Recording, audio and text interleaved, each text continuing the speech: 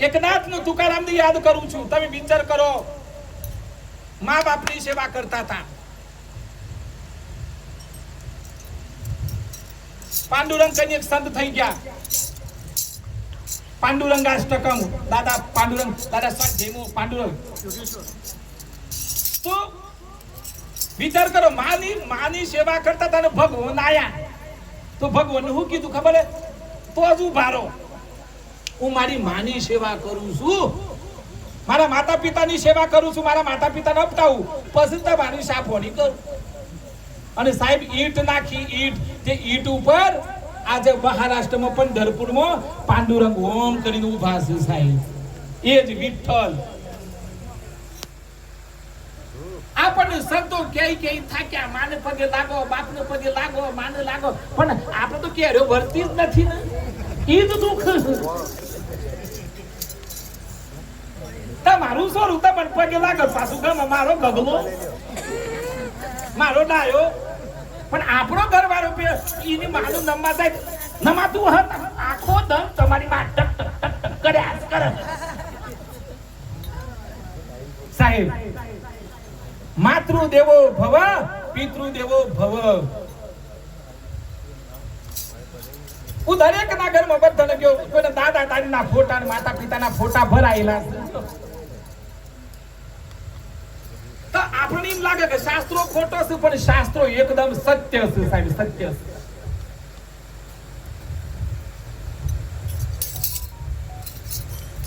સેવા, સેવાથી ફરમલ. બધા મહેમાન ના થવાય. હું અહીંયા મહેમાન થાઉં, પણ પછી ઘેર તો ના થવાય. કઈ ઘેર તો પછી ઘરવાળી હારા હામાં સારા.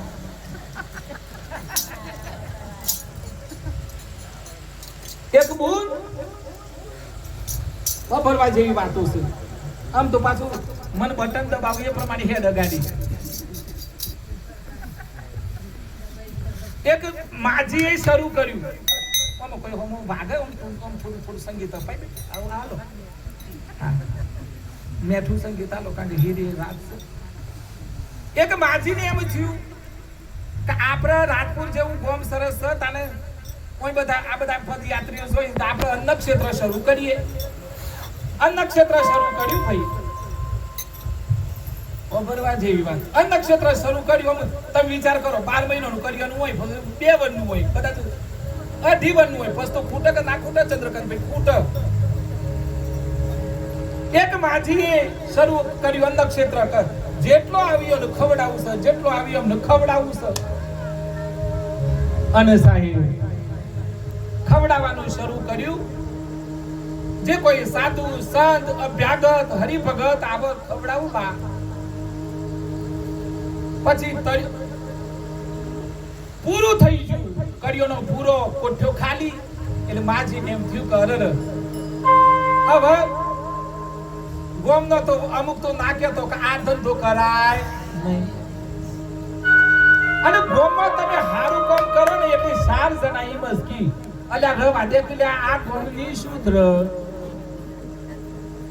ના સાહેબ. જે કોઈ સારું કામ કરે ને સાહેબ એને ટેકો ને હથવારો આપજો બાપ, હથવારો આપજો. માજીએ શરૂ કર્યું. માજીની કોઠીઓ પૂરી થઈ ગઈ, કર્યોનો પૂરો. ને માજીને વિચાર આવ્યો કોઈના ઘરે માગવા ન જવાય, એના કરતા હેડો એમ કરું કૂવો બસ ભરી જવું એમ. તે માજી નક્કી કર્યું કે આપણે પૂરું કરીએ જીવન, કોકના જોડે માગવું એ ના કરતા. માજી જો કૂવા પડવાની તૈયારી. અને એક સાધુ ત્યો થઈ નીકળ્યા કે માજી જય સિયારામ, જય સિયારામ. કીધું માડી, હું 2-3 દિવસથી ભૂખ્યો છું અને મને જમવાનું કોઈ વ્યવસ્થા કરી આપો. એટલે માજી કીધું અરર, હું તો મરવા જતી, ના તો સંત તું જમવાનું કીધું, હું કરવાનું. પણ માજી કે ઘરે મરતા પહેલા એક વખત આ સંતને જમાડી દઉં. અને સાહેબ સાધુને ઘેર લઈ ગયા.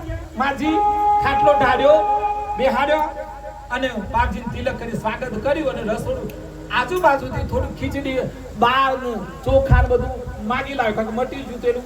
અને અમુક આલ્યું પાછો, અમુક આલ્યું. કે લ્યો વાપરો બાપ વાપરો. અમુક તો તગાલા છું કે બરોબર વીતા હા સાહેબ હું ગેરંટી સાથે કહું છું કે જે મારા સોમડિયાને યાદ કરે, જે મારા સદગુરુના શરણમાં તન મન ધનથી એકત્રિત એના ઘરની લાજ મારો રામ રાખે, મારો રામ રાખશે સાહેબ. ગેરંટી હું આવું. મેં અનુભૂતિ કરી છે, હું મારી જિંદગીની અનુભૂતિ કહું. માજી તો પછી રસોડું બનાવ્યું, લહ તો શીરો બનાવ્યો. સતીશભાઈ એને કીધું બાપજી હેડો ખાઈ લ્યો, અને બાપજી તો બેહી જા અને ખાઈ ભગવાનની થાળ ધરાઈ ને બાપજી ખાધું ખાઈને પૂરું કર્યું ને બાપજી દેખર્યા તાને ત્યો હંબેલું પડેલું પેલા જમાનાનું સોખા ખોળ બાબાનું હંબેલાને પગડી ગયો તાને હંબેલું હોનારું થઈ ગયું, હંબેલું હોનારું થઈ ગયું. અને બાપજી જતા રહ્યા અને હંબેલું હોનાનું થઈ ગયું એટલે માજી એમાંથી ટુકડા કરીને હોની નાલી આવ્યું અને કડીઓનો શરૂ કર્યો પાછું ખવડાવવાનું ધમાધમ. ઉપડ્યું પસ્તો આ ઉપડ્યું એટલે પછી બાજુમાં એક માજી હતો તેમને થયું મારું હારું લે આ અરખી ન ટનાટન હેડ હશે આપણે આ તો તમે બધા મારા છો એટલે ઘર જેવી વાતો કરું છું. હું થોડો બોલું, આ તો બધું આ ભૂમિનો પ્રતાપ. તે પછી નક્કી કરી કે મારું અરખી ન ટનાટન હેડ હતા આપણે નક્ષત્ર શરૂ કરો કે તે પછી એવો નવું નક્ષત્ર શરૂ કરવા જો કોઈ હરીફાઈ જોઈ જાય, હરીફાઈ ના કરવી, કોઈના હાથે હરખમનું કરે તો દુખી થો. તે પછી માજી કીધું કે આપણે કોઈ સંતને બોલાવી આવીએ. રાજપુર જેવા ગોમ આ નવા જેટલા પહોંચ્યો ને અને એક સંત મળ્યા. ઓહો બાપજી મળ્યા, બાપજી તેડી આવો ને ખવડાવો અને હંબેલો હોનાનો કરી નાખો. સાહેબ કે બાપજી ઉભારો જય સીતારામ ઓમ નમો નારાયણ અમારે ઘેર આવો. હું કરવા કે જમવાનું બનાવીએ. સાહેબ બાપજી લાયો ઘેર જમવાનું બરોબર બનાવ્યું, પણ દેહ શું હતું ખબર છે? હંબેલો હોનાનો બનાવવાનો દેહ. હા બાપજી જમવાનું બેસાડીને આપેલા તો હું કીધું આપણે ઘેર એક હંબેલું છે હોબડ્યું. હા અને અમુક તો પાછો ઘરનો ખખડાવ. આ તો બધો હારો છે બાપા. કીધું હોબડ્યું આપણે ઘેર એક હંબેલું છે, બાજુમાંથી સતીશભાઈને ઘેરથી એક લઈ આવો, મિસ્ત્રીને ઘેરથી લઈ આવો અને આપણે ના હોય તો આપણે બાજુમાં મારે ભાઈ નહીં એક હંબેલું ભાઈ સાર હંબેલો ભેગો કર્યો અને સાહેબ સાર પેલા બાપજી ખાવા બેઠા તો ગોઠવી દીધો. એટલે બાપજી કે મારું હારું મને ખાવા બે સાર હંબેલો ગોઠવી દીધો છે. મારવા અહીં બાપજી ફફર્યા કે ખવાય નહીં, ચાર હંબેલો નથી કોઈ પતાય તો નીધી. અને માજી ફર્યા અને પેલા બાપાએ ફર્યા. બાપજી અડધું ખાધું ને પછી ભાગ્યા તો જોઈ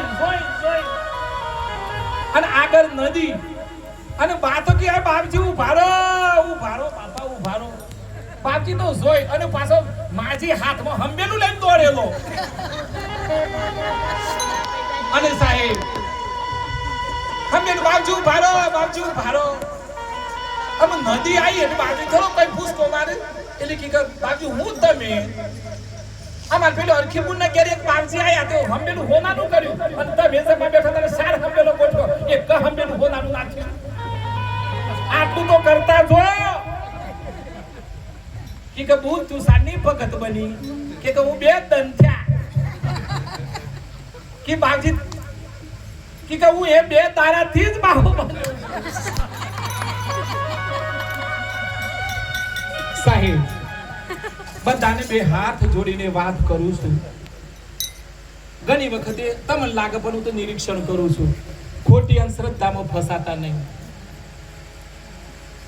ખોટી અંધશ્રદ્ધામાં ન ફસાતા. અમને વચ્ચે ના કહેવું જોઈએ પણ આપણી બનેલી ગણેલી સમજુ જ્ઞાતિઓ પણ છેતરાઈ જોઈ છે. સાહેબ ઓધરો વિશ્વાસ નહીં કરવાનો.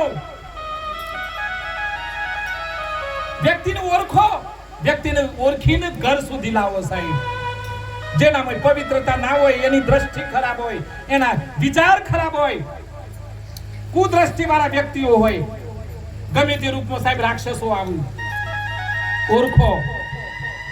હું તો ક્રાંતિ કરવા માટે, જગાડવા માટે નીકળું છું સાહેબ. હું તો ભગવાનને એટલું જ કહું છું કે ભગવાન, હું રાષ્ટ્રની સેવા કરું. અને દરેક સમાજમાંથી સારી સારી વાતો આદાન પ્રદાન કરું સાહેબ.